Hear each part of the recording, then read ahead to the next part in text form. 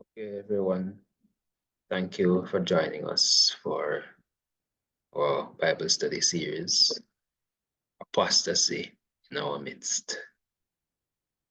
So today will be our introductory study.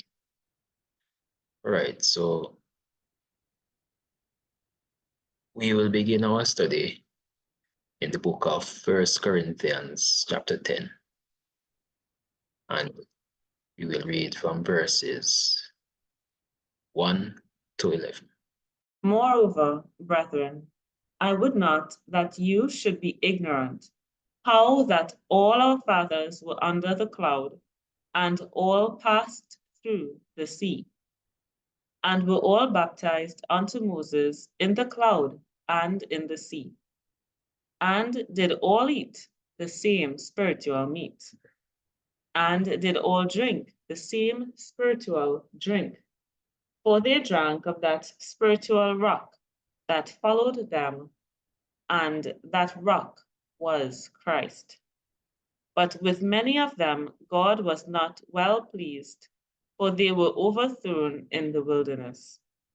Now, these things were our examples, to the intent we should not lust after evil things, as they also lusted.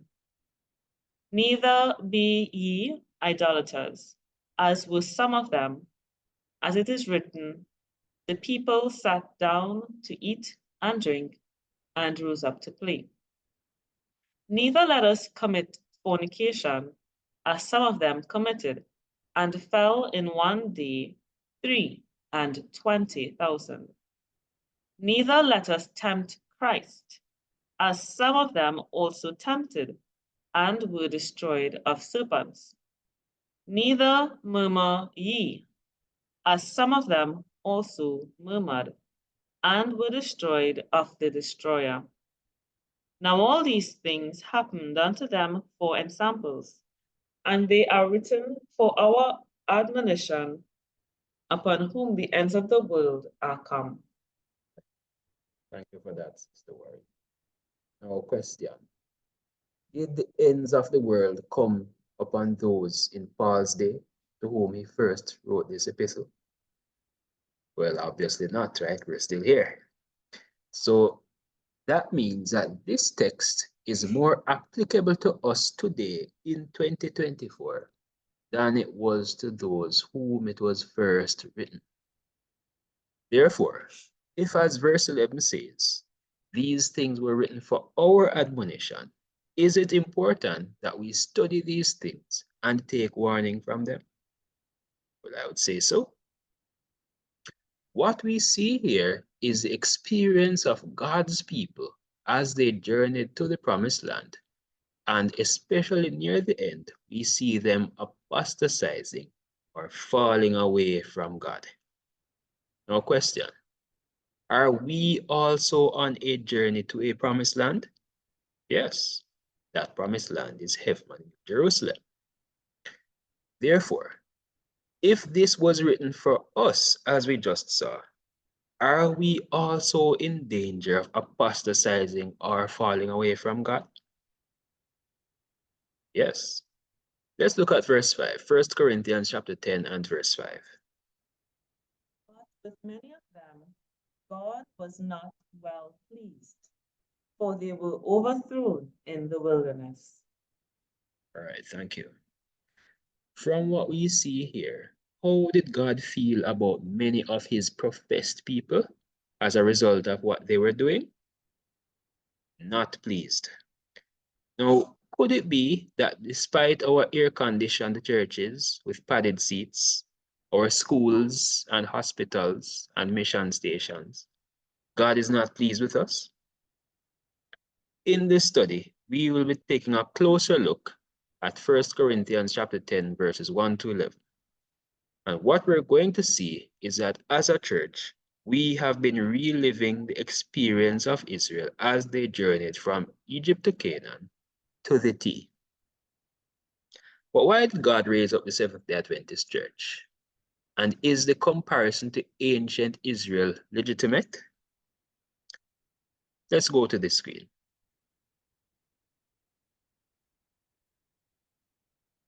All right, let's read what this says. God has called his church in this day, as he called ancient Israel, to stand as a light in the earth.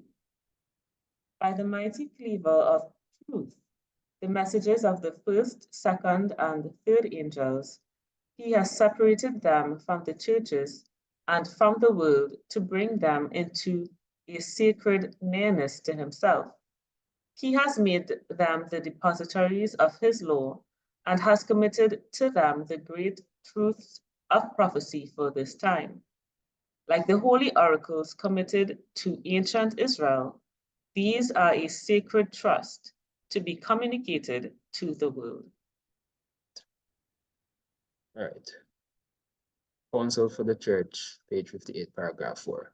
Now, from what the prophet is saying here, why did God raise up the Seventh Day Adventist Church? To stand as a light in the earth, and by the mighty cleaver of truth, the first, second, and third angels' message, he has separated them from the churches and from the world. And like the holy oracles committed to ancient Israel, these were a sacred trust to be communicated to the world. All right? Now, therefore, what we will see in this study that we have largely turned away from doing this. So therefore, if there is variation from this mission, then what would you say is happening? Well, unfortunately, that would be apostasy. Right? Now, we also see that God called this church as he called ancient Israel. Right? Now, what we're going to do now is look at the contents of this study series. All right? So we're going to do that now. We're going to go back to the screen. All right, so this is what we'll be looking at in this series here. So first, we'll look at Kibroth Atava, diet reform and our redemption. In this study, we'll be looking at our apostasy in the area of diet or health reform, as we call it. The next study will be our musical snare, right? Or apostasy in the area of music. Then we'll look at another gospel, how the false gospel made its way into the Seventh-day Adventist Church, and we are teaching it as the true gospel.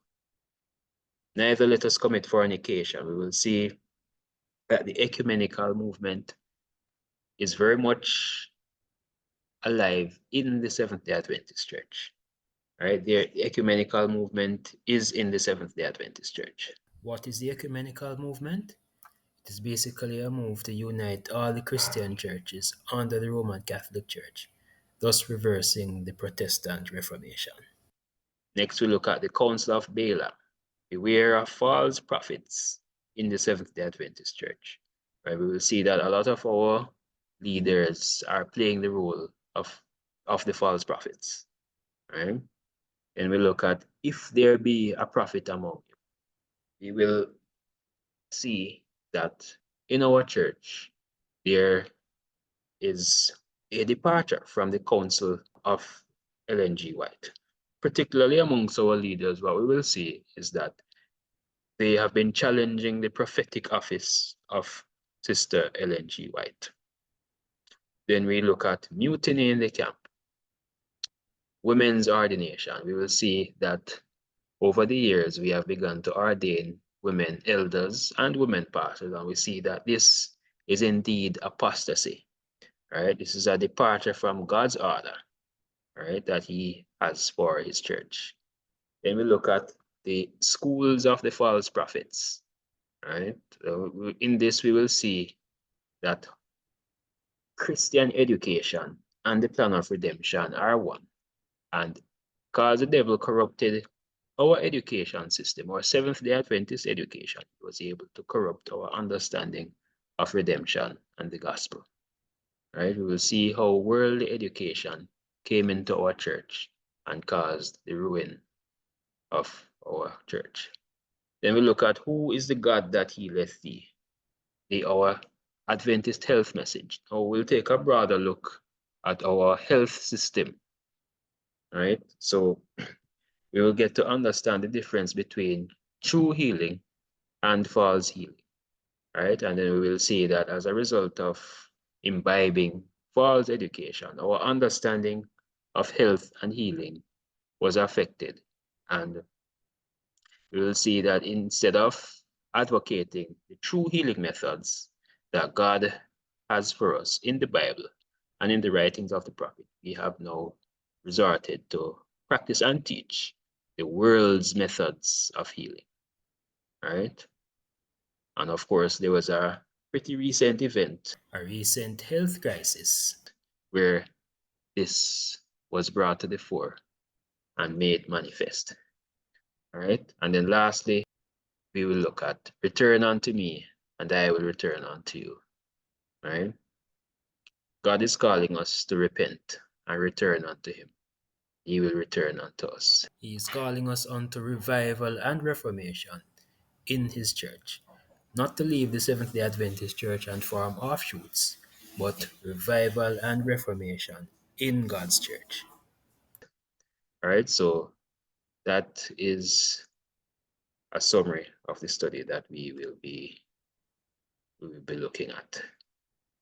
All right, so that will be it for now. All right, so hope you stay tuned for the rest of the study series. All right, bye for now.